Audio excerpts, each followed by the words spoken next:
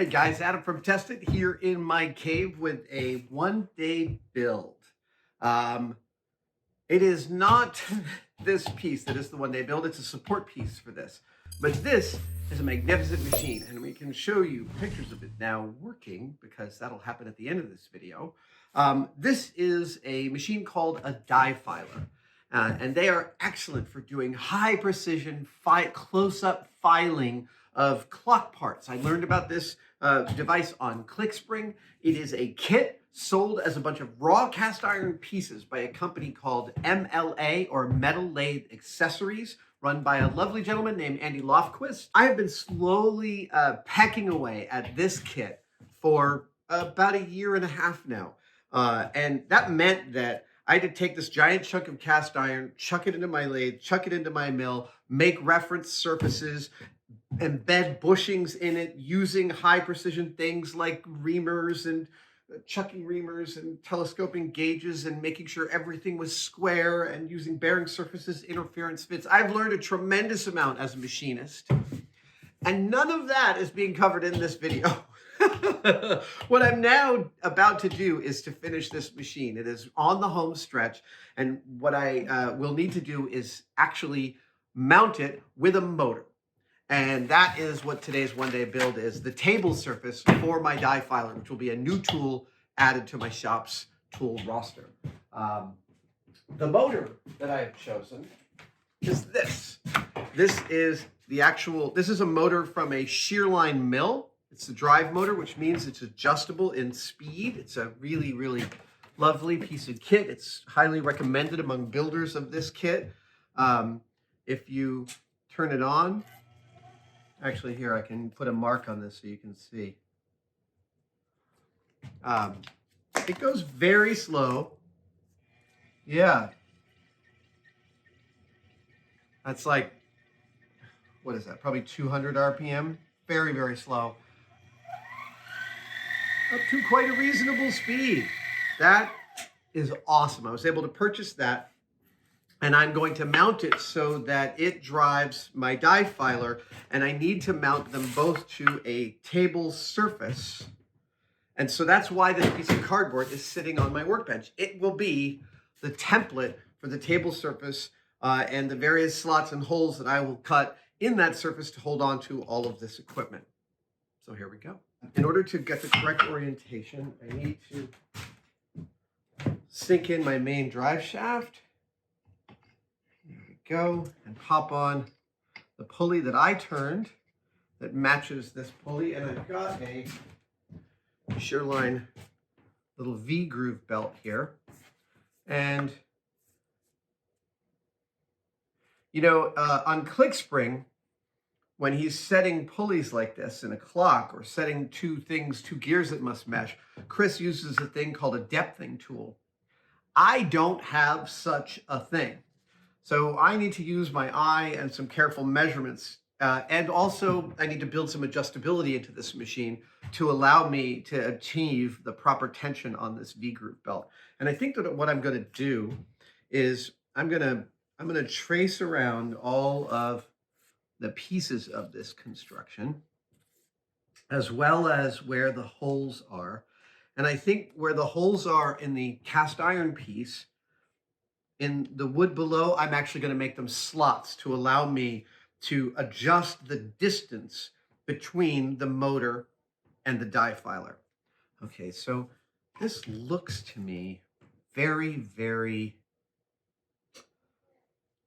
look very well aligned right now.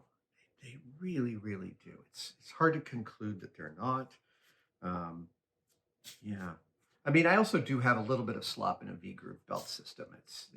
It allows you to be a degree off and still work just fine. Okay, so now I've traced the die filer's outer profile onto the cardboard, as well as its two mounting holes. I'm going to do the same for the shear line.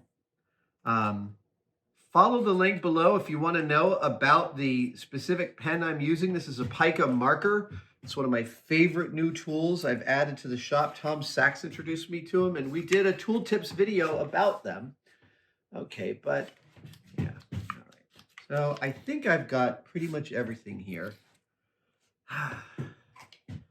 This is going to be interesting. I'm going to have to figure out a way. I guess.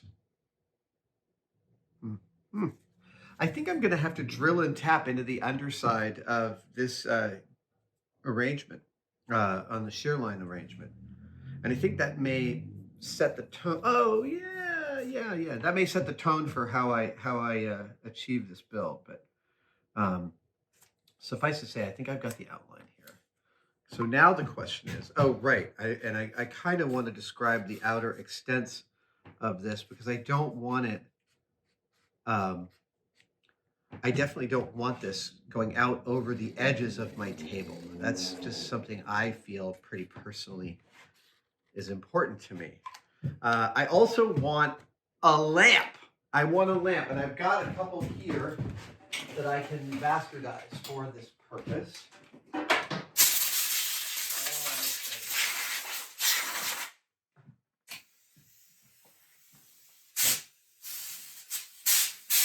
Did you just break? Did you just break?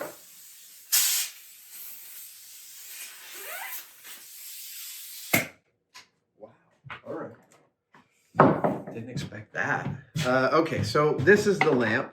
And to be honest, this lamp could actually live, well, maybe it kind of wants to live a little higher. Oh, look at that. It sits on the body of the shear line lathe quite nicely. So if this went there, that's quite nice. The table sits here, right? That's kind of nice being able to come in here and see that. You turn it on. Yep. And you work right there. That's actually pretty great. So now the question is, how big is the table? So let's get out the straight edge and start to work with the table that we've got. All right, make sure I can hit that line. All right, so that is my outer extent right there.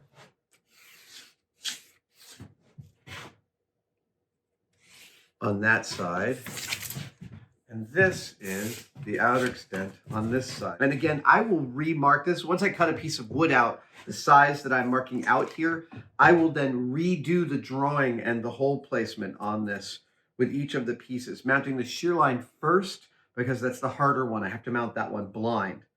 Okay, so that is square to the table's edge, and it's about a ½ inch away from that, and I appreciate that. So we'll do that. Now, I need to draw 2 lines this way, and I'm not going to do them just like this, but again, I'm going to go, actually, I think I can go right to the edge on this one. So we'll go, that's that, and then this over here, probably about like that. Okay. I have my gross measurements. I think I should put some of this stuff away. Let's put the checking reamers back in their box. I tend to make basic measurements and then adjust. So it looks like the piece of wood I'm going to be using will be 13 inches.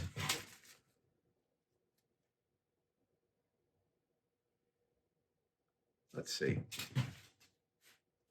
Could I make it 12 by 12? 12 by 12 is so nice. I could easily, you know what? It says it wants to be 13 by 11.5. Let's do it that way. 13 by 11.5. That's where we're going to start. I'm going to do a tiny piece of uncut Arctic birch ply. Beauty. We'll cut a 13-inch piece off the top. 13.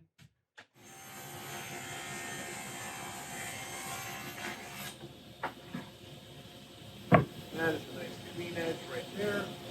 Now we can trim off. Take a look. That's the untrimmed edge from the factory. And there's my table saw edge. You see that? There we go. There's my table saw edge. And there, right there, is my untrimmed. There, right there, is the untrimmed factory edge.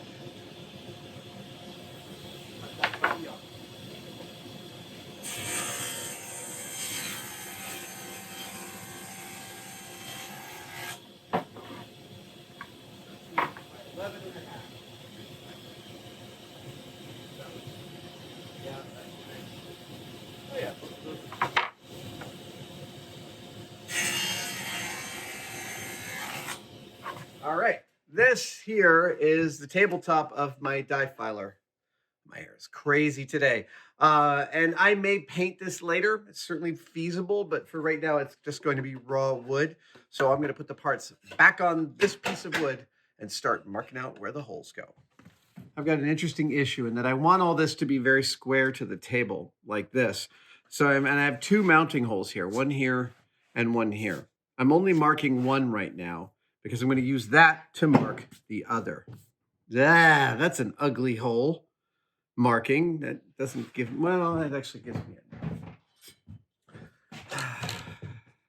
You know what? I need a transfer punch. That's what I need.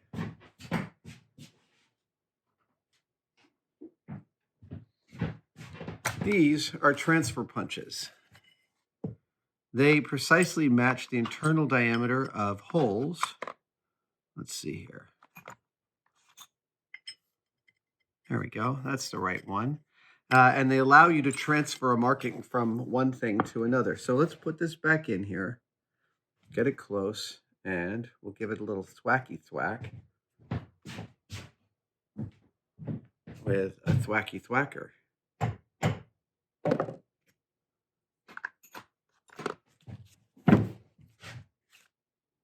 There we go. Okay, great. I see my marking, and I am going to draw a line across the board, and then I can't even see that. You know what? I've got to transfer this and do it on the other side.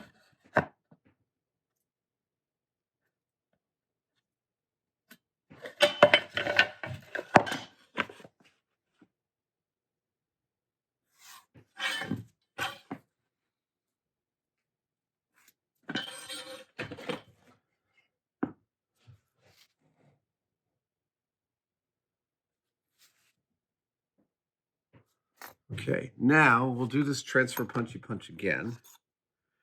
And we're going to get it probably right about there. We'll do another one right there.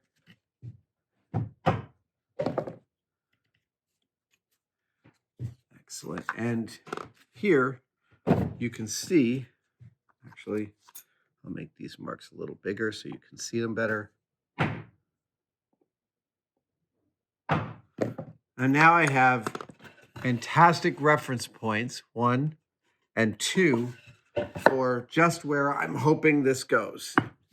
However, I'm not done at all because those aren't the first holes I'm drilling. I'm going to machine those as slots on my mill.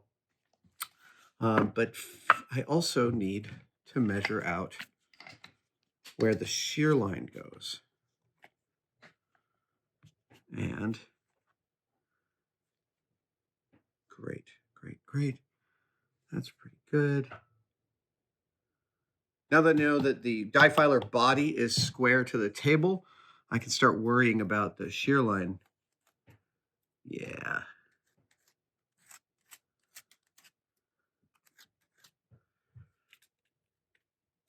And I'm going to get my die filer out of the way here so I can trace all the way around it. This is where mechanical pencils are, in my opinion, way better than regular sharpened pencils because there's just always a sharp edge with which to get your reference on. So, mounting this guy is my first task. And that means I want to separate it from the motor body, chuck it into the mill. You know what I can do? I can thread a hole here, there, and then another hole at a specific distance, and then I can match that hole pattern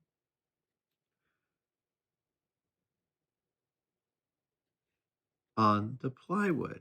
Okay, so let's separate. I'm going to put this, I might need that. We'll leave that over there.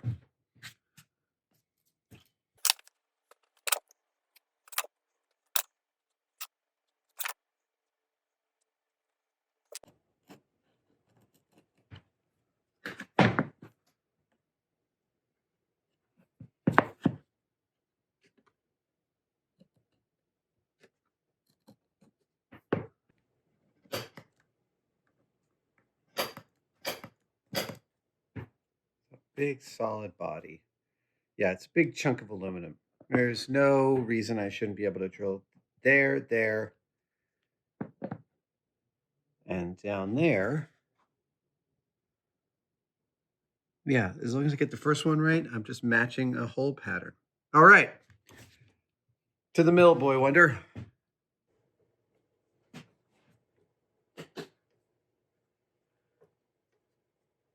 Great. That's a nice fit. Let's center it up.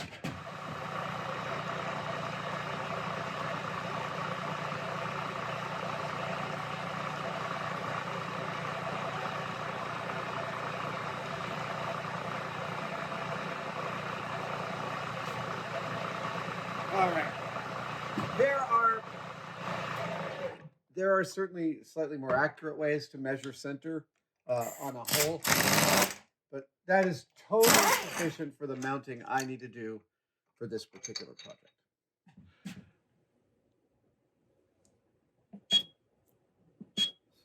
So I'm going to use a big old centering bit, which will not wander. Go in. And pilot. That's the first one. Great. Okay. Now I want to come over here. So I'm going to move off of 0.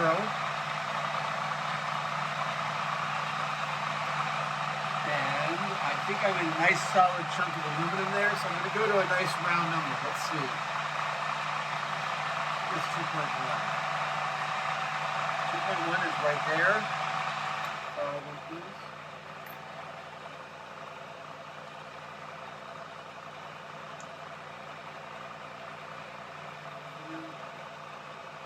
2.5. Pilot drill for a 1032 hole. Let me get some oil on this equation. Getting an acid brush from behind the camera, or a couple. We got some whey oil here, some cutting oil. And we'll just get that on there.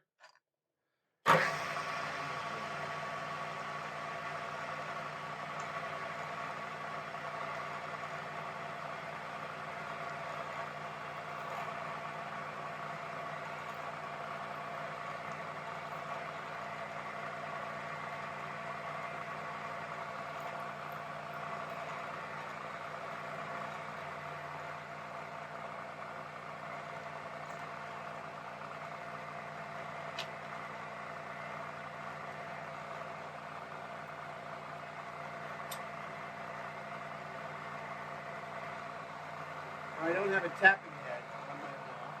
I know I should get one. No, I'm going to hand tap these.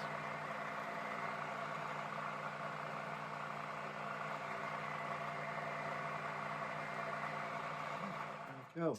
4 of our holes, and we've got their positions marked out here so we can transfer those positions all the way to the piece of wood when I get it chucked into this mill, and I am going to be milling that piece of wood. Can't wait to show you that. All right, time for tapping. Cutting fluid on there, and we'll start with the first hole. This tapping block allows me to make sure I'm going in perfectly straight. And it's actually a thing that every machinist makes for themselves, or a lot of them do. This is how I was taught when I was learning how to use machines from an excellent operator on Bicentennial Man. And look, a lot of the stuff you see me do where I'm tapping holes by chucking it into a drill, like that's where that precision doesn't really matter. I'm just mounting a thing to a thing. But on this, I really want to be surpassingly exact. I really would like to be. And so I am taking the extra time to use the bits of equipment I have to make sure that I am nice and accurate. Also, a tapping block makes it easier to spin your tap out of the hole because you're not torquing it side to side. So doing this is a lot faster when you're using a tapping block. This tapping block, and you can see I've got the normal major holes I use for all sorts of different taps with their sizes listed on them. So hole number 1 is finished. Let's move on to hole number 2. Now, normally with tapping, you kind of want to go backwards, but this is an aluminum alloy that the base of this is made out of, and it's pretty soft, and I can feel from the resistance, especially since I'm using a kind of a fatty tap, like a 1024. Is that what I'm using? 1024 or 1032? I think it's a 1024. I think for the softer materials, I like the rougher threads. Mechanically, that seems more sound. Yeah. Oh, no, that's a 32. All right, that's fine for aluminum, especially since I'm going through wood. So what you'll see is that I'm not necessarily backing it out. There we go. And that's because I'm using a spiral point. Again, you can learn what a spiral point is in the tested video I did about tapping.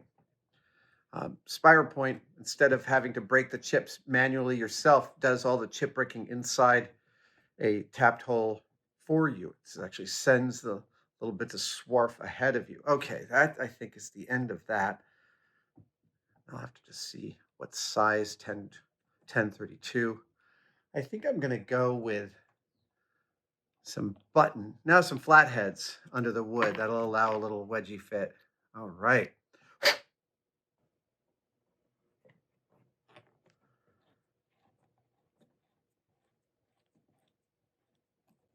I love tapping so much. I find it super relaxing. The trick with tapping is, look, I'm using this tap on a part I only have one of. If I screw it up and break the tap inside, I got to drill more holes, and I got to clear some hardened pieces of steel out of there. The stakes for tapping are often really high because tapping is usually something you're doing later on in the process. And that means that you've got more time invested in the part that you're making, and that means that tapping can be fraught. Yeah, you can get into a lot of trouble. I've ruined a lot of parts as they were nearing completion just by not paying attention while tapping. A lot of people have this experience. The fact is that instead of being terrified of tapping, I've grown to really love the zen of it.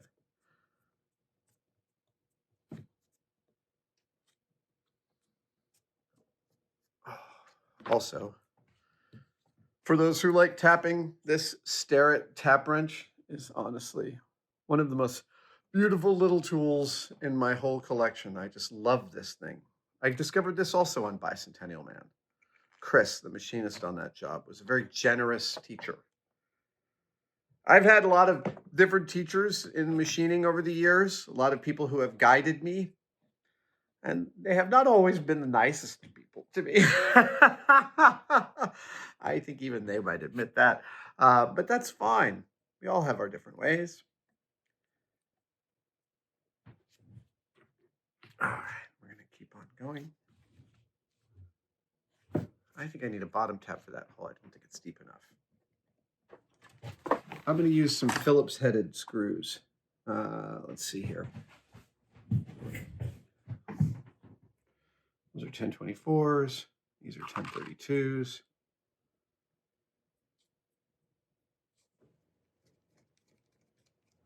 Oh, and a piece of wood as a measuring stick. Cuts. Yeah, there we go. That's nice. Okay, so this size, which is the 3/4 size, is great. It gives me a 1/4 inch of grab, which is fantastic. Oh, look at that. Nice. Let's go to here. I'm just making sure that all my tapped holes are actually deep enough for me to get purchase on my wood, and they are.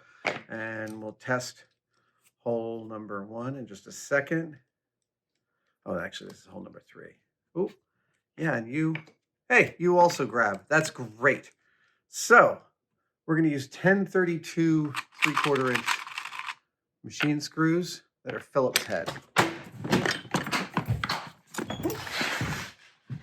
So I am about to do some milling on this piece of wood right here, but you'll notice it doesn't seem to fit into my vise. But that is an illusion, because my vise can actually accommodate this piece of wood, and I'll show you how. What we can do is we can remove the vise jaws and change their position on where they mount on the vise. And I'll show you that in just a sec once I get both jaws removed.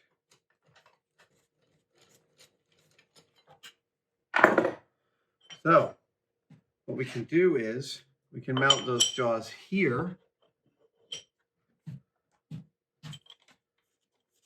and here. That's one of the great things about a good machine vise, is that you can change the position of the jaws in order to get a lot more purchase on irregularly shaped objects without having to remove the vise. That's a bonus. Plus, if you've got your vise tuned in, you've actually you've trammed your mill to the table, and then you've trammed it to the bottom of the vise. And if all you're using is parallels, oh, actually, I use this to tighten those. If all you're using is parallels, then you're always going off the base of the vise, and moving the jaws shouldn't matter too much. When you put your jaws back in original position, you want to make sure everything is super clean. But besides that, you're good to go. Oh, look at that. All the holes fall into the open area. This is great. All right, so I'm going to open the vise up to here. Actually going to toss a couple of pieces of wood into the jaws so that I don't mark up the wood. And then I'll grab it nice and tight. There we go. Nice. And I'll get centered over hole number 1. All right. Now, again, normally I would chuck this center. I'm going to use a center finder to just choose the position of hole number 1. Now, normally I'd chuck this into a collet because it's slightly less accurate to chuck it into a chuck. However, because of the type of machining I'm doing, it's not that important. So, we'll get this close, and then we'll come over here and we'll get our main position.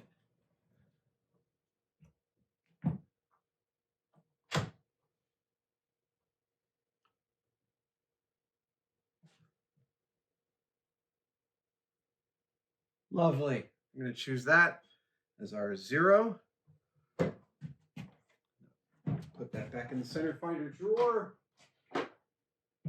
And I need the through drill for the 10. The through drill for that. The through drill for 1024. The through drill for that is 0.2. Choose the 13/64. I think I still have to come down a little bit. Excellent. Again, I don't need to be so rigorous about piloting these holes because wood is so much softer than the metal. You wouldn't believe how much drill bits can wander on metal. All right, here we go. First hole. There we go. Second hole is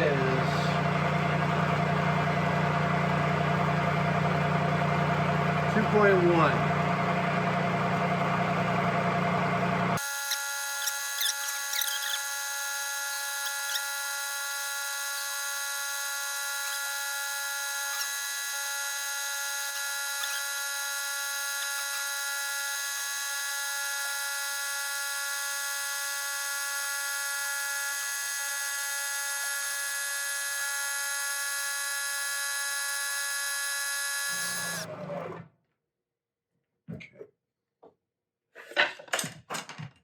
Now, I'm going to measure this against the shear line and make sure my measurements are all good. All right, I mounted the shear line and I liked its position. So I've marked the final position of the slots for the body of the die filer. And that is what I'm about to cut next. So first, let me get out the center finder Again, just make sure I'm directly above where I want to be. That's the center of 1, so that's 1, 0.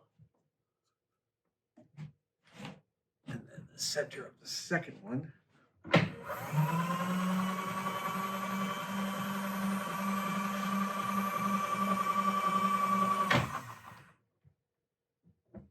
We would say is at 4.54. Now I'm about to mill this in a way that will make machinists a little upset. And that is, I'm going to chuck this end mill right into the drill chuck here. I know you're not supposed to do that. I know, and I don't do it with metal anymore. I used to, mea culpa. I don't do it anymore, but to be honest, for something like this, it's totally reasonable, completely reasonable. Let's give myself some parameters here. I want to make some marks. Let's do 1-inch slots. We'll have a full amount of 1 inch of movement. So that would be a 1/2 inch from either end. So there's a 1/2 inch mark. And we'll go like this. 1 goes to there, 1 goes to there. And this one, that's one extreme, and it's the other. So here we go.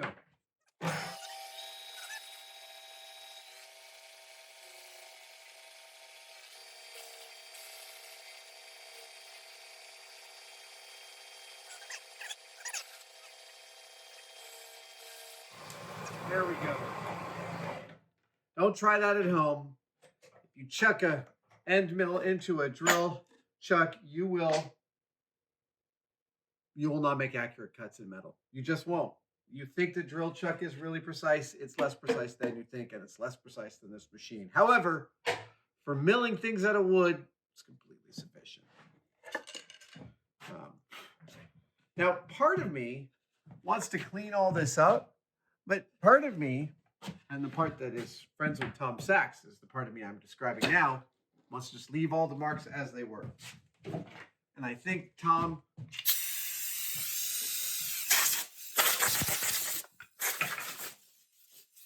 I gotta get rid of this thing. You're done. All right, let's clean this up just a little bit, and then we'll build its sides and its support and its legs.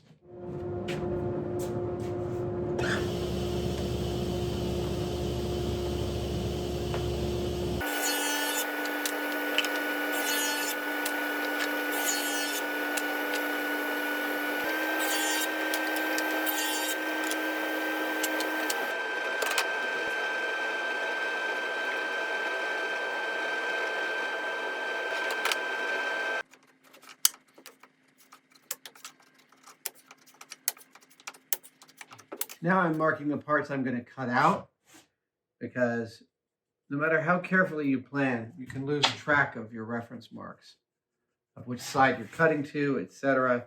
So the more notes you can make about where everything's supposed to end up, the better. Reference it. There we go. Good. And on this front, I want to take out that piece and that piece. Okay, I have my marching orders. And now I use my this table saw attachment to cut these all at once, and I think they can. Now I've figured out a way to use a guide on my sled in order to make these cuts. And I'm just slowly working through, cutting out the parts that I've previously marked out.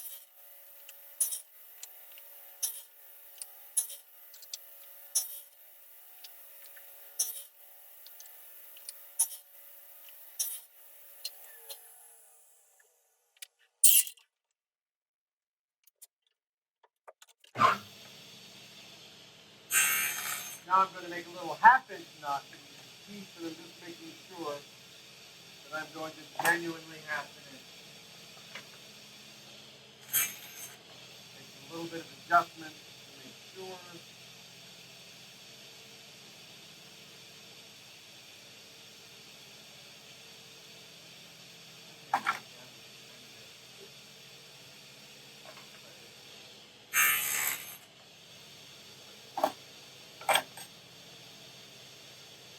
Good. I like that. All right, now we're going to turn this off. Come to the 1-inch measure. Right. Go test cutting.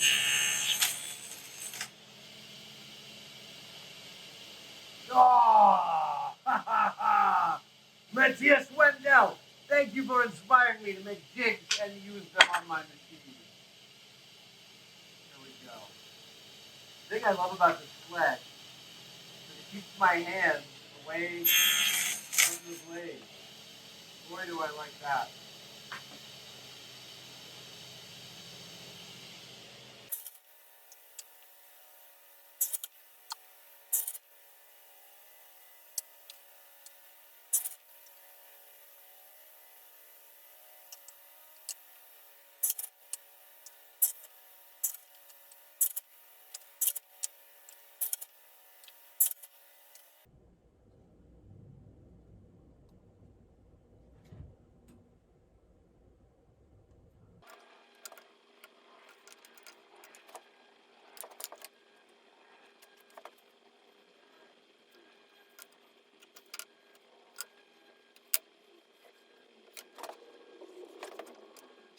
I'm going to gang cut these together, which means I'm going to double stick tape them together. That'll allow me to get more efficiency out of my cut without having to clamp these two things. And it'll also make my cuts more consistent. I have lots of different kinds of double stick tape around my shop, and I use lots of different kinds. Sometimes you want high stick, sometimes you want low stick, sometimes you want temporary stick. You got to be ready for all those options. All right. This is great. I didn't know double stick tape was strong enough, but YouTube taught me that it is. All right, here we go. Time to make some cuts.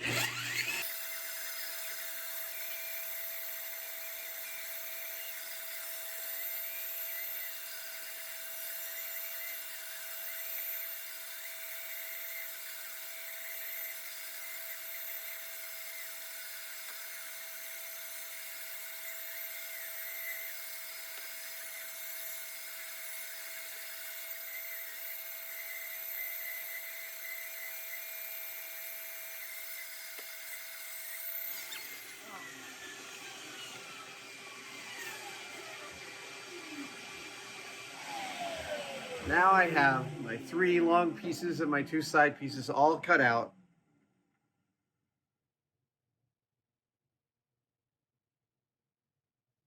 You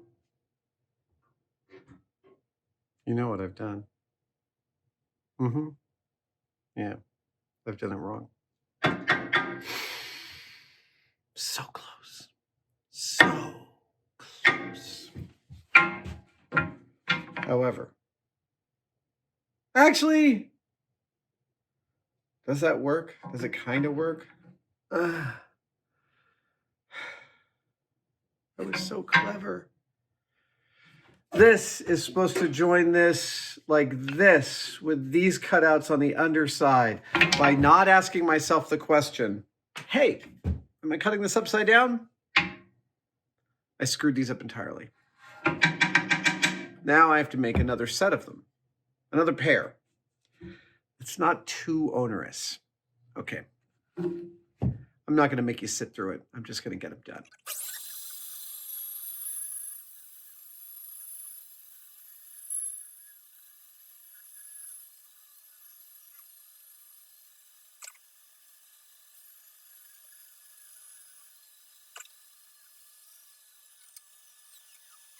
I did that whole shot without you being able to see the table saw. Well, you're welcome. Here is the wrong one, and here is the right one. Yeah, this garbage. Gone. I'm done with thee. one of the single most important questions you can ask yourself while making stuff is, am I doing this wrong? Am I doing this in a surpassingly dumb way? Am I building this backwards? Am I building this upside down? Did I get my chirality flipped somewhere along the line? Yesterday, today, an hour ago, a minute ago? Keep asking yourself if you're screwing up. It is a fantastic shop practice. I didn't do it, and it cost me an extra 20 minutes to make those. It's one of my favorite things to do is to smooth out my parts. Instead of using some sandpaper, use a Scotch-Brite belt on my belt sander. It's a great way to put just the tiniest little chamfer. And it's a super fast way to get the same result you get with a quad fold of 100 grit sandpaper in your hand. And it just makes assembly really nice.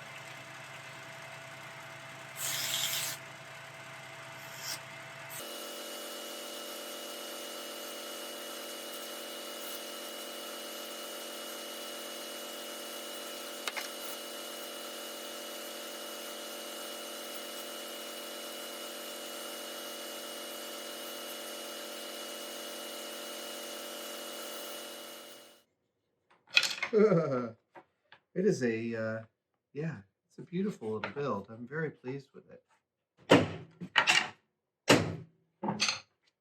Great.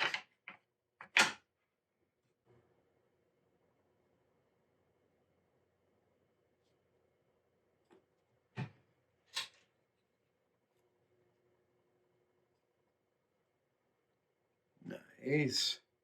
I'm very pleased with the tolerance of all these pieces. That is definitely something I've improved on over the years. So I tend when left to my own devices to build things slightly too high tolerance. And the real question is, when you're making something to a measurement, it's like, yeah, you gotta ask yourself what the use case is. I have to ask myself what the use case is. Like, am I going to assemble this once, or am I going to have to assemble it every day? Those are two different answers regarding the amount of tolerance you want out of a system. Okay, that is really nice. That is great. We're just gonna, great.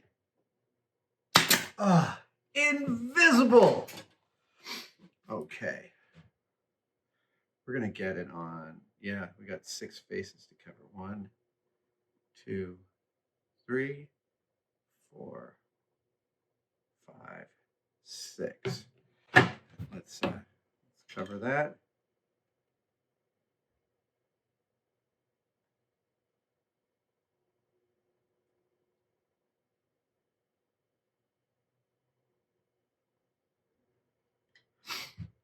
There we go.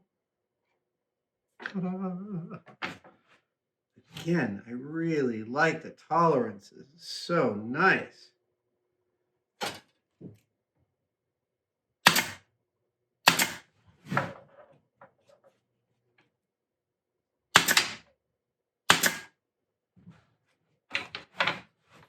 Oh, it's just, you know, when you take that extra time to make sure that something is really meeting its partner and doing what it's supposed to be doing, meeting your expectations. When you take that extra time, man, it really makes a significant amount of difference.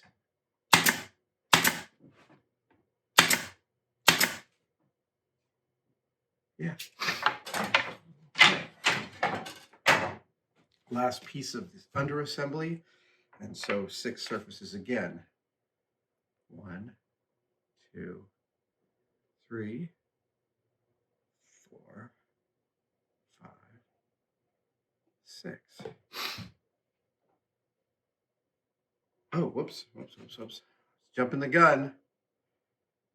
Got to spread it around.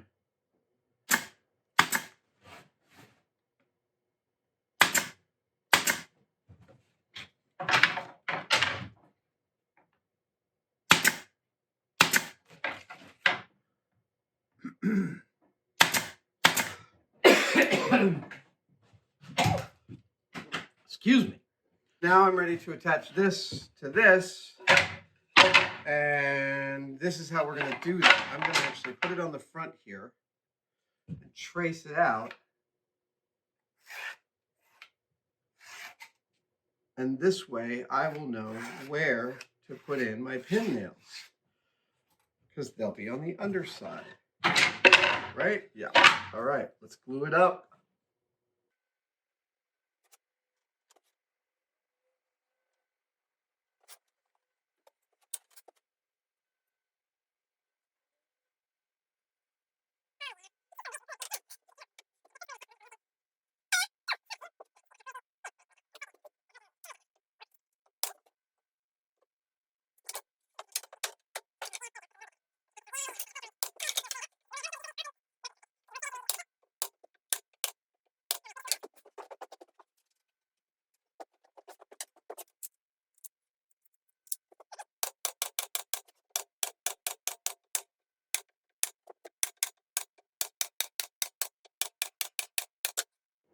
Not a single blow through. We have to be pleased with that. Time to start mounting this whole puppy together. We are on the home stretch. I've got my board, my base, my table. I've got all my mounting hardware. It's time to put this bad boy together. So first up would be this, the Shareline lathe spindle here. Hi, Maggie. My shop assistant today is Maggie, my dog. We're going to get all 4 of these started with the big Phillips, and then we'll use the drill driver to get them the rest of the way. I don't like to use a drill driver to start machine screws if I don't have to, because it's easy to cross thread. Cross threading is when a screw goes in off wise and crosses the threads of the hole that it's supposed to enjoy spending the rest of its life in. And when you cross thread, man, you make your day so much harder. Right. That is one solidly mounted puppy.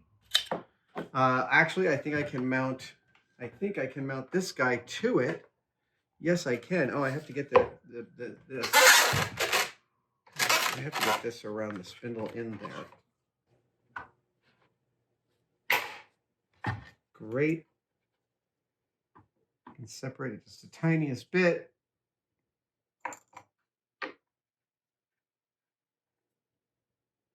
Tighten it down. We've got a nice machine flat on that drive. Oh, you slipped out again. You slippery little monkey.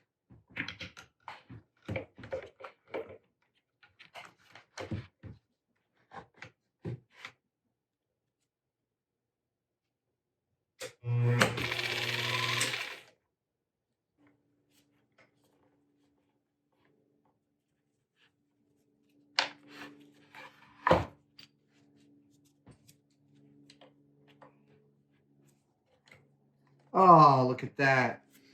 Thank you, Shareline, for making such easy to assemble, unassemble, and reassemble parts and pieces.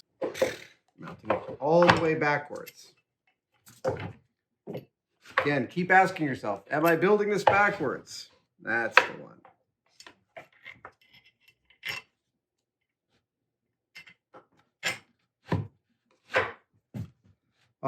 So nice how all that starts to work.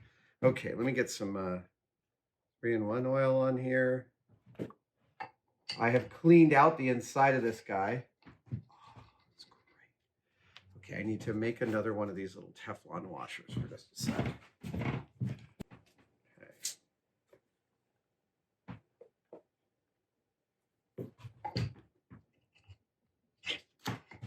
That's it. Now the washer goes on. Now the Woodruff key, which I've got.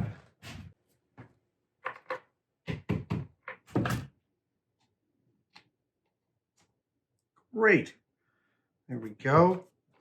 And now, oh, whoops, right. In order to get this on, I have to kind of get a little bit of a stretchy poo. Oh, I'm so excited about this. Okay, let's get some hardware on the back side of this. We do a nut and a wing nut, a washer, and a wing nut. You know, Jamie, I can't imagine you watching this, but I know Jamie hates washers. He has a whole speech. I disagree. I really like them. All right, here we go. Let's bring that out to there.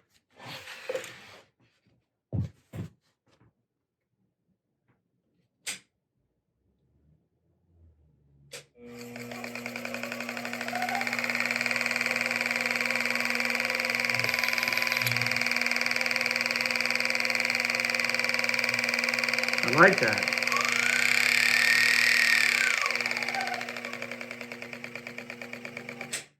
Huh, what's making that rattle noise? I didn't subject you to the problem solving of that, which required me to dismantle part of the Shearlin lathe assembly and reinstall it. Just moved a couple of relationships, a few thousandths of an inch, and now it sounds like this.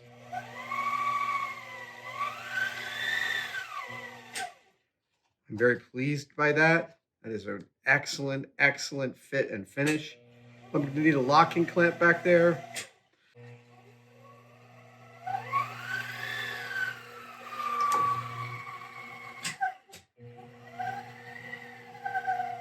I am so excited. Okay, time to put the rest of this guy together. These parts have all been cleaned. And this whole machine actually rides in a bathed in oil, as it were. Oh, I love these tolerance fits. So exciting.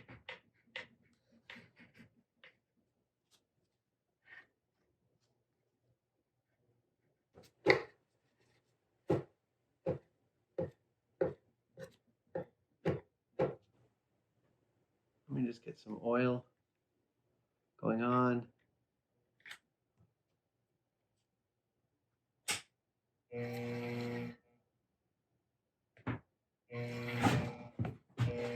Oh, it's not turning it. All right. Why aren't you turning? Oh, I probably need a little more tension on it.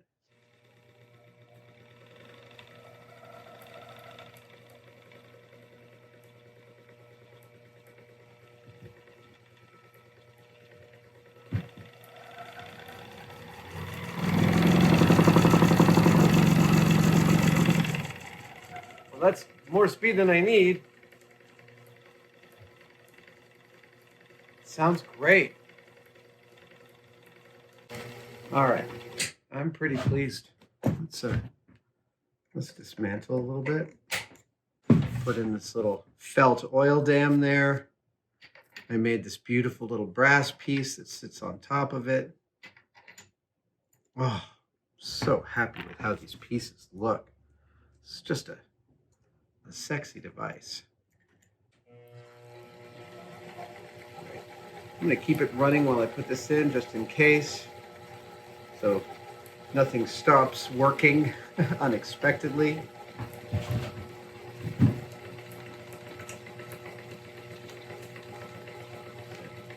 So this little shield acts as a kind of it acts to keep metal filings from falling into the machine, and it's also how you actually grab your files, and that's one of the files.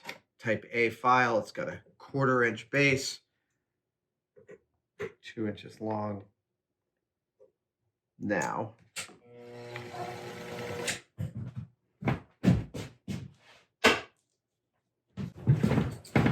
all right, I have cut a little rubber gasket for this face piece that gives you access to the inside. The reason the inside of the machine is sealed is because it's actually bathed in a little whey oil. So it's the whole mechanism sits in a bath of oil. It's really awesome. So now I can tighten these down. One, boink, boink, boink. And this allows me to actually have oil sitting in this thing and it's not going to leak out.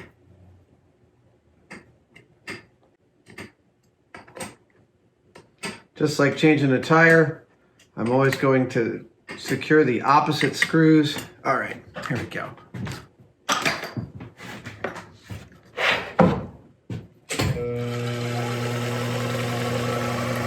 Don't you love how quiet that is? Isn't that glorious? Dude,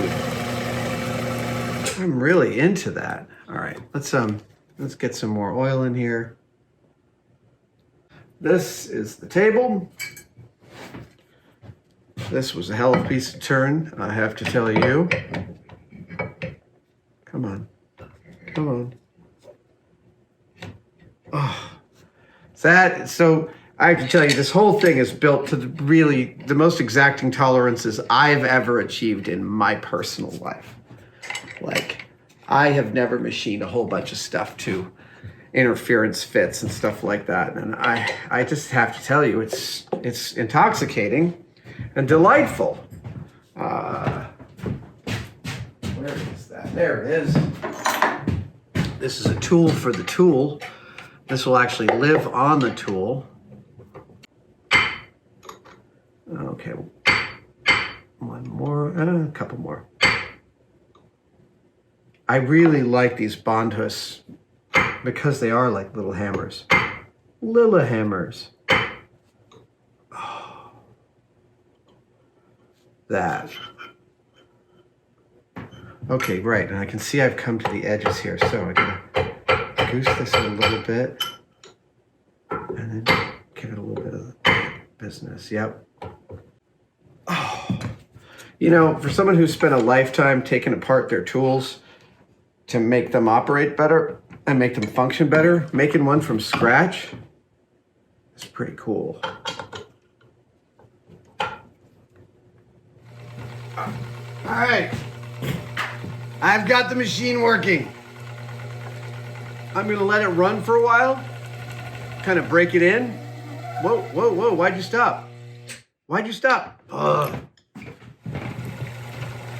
All right, we got it working. I had to mill a little channel to allow oil to move around. Let's see how much I adjust. No, it's still dead smack center. The table is smooth and beautiful. The operation is quiet. Let's get the gasket back in and see if I can't seal up the faceplate. There you go.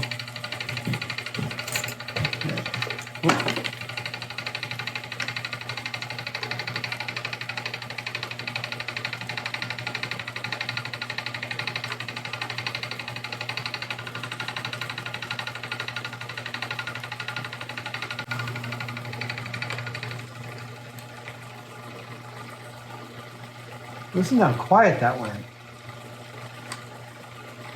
That's really awesome.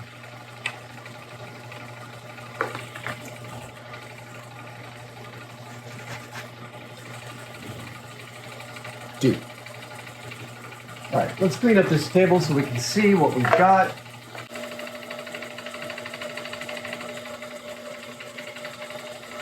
All right. I think it's time to try out a piece of metal on this thing. Let's give it a shot. Oh, yeah.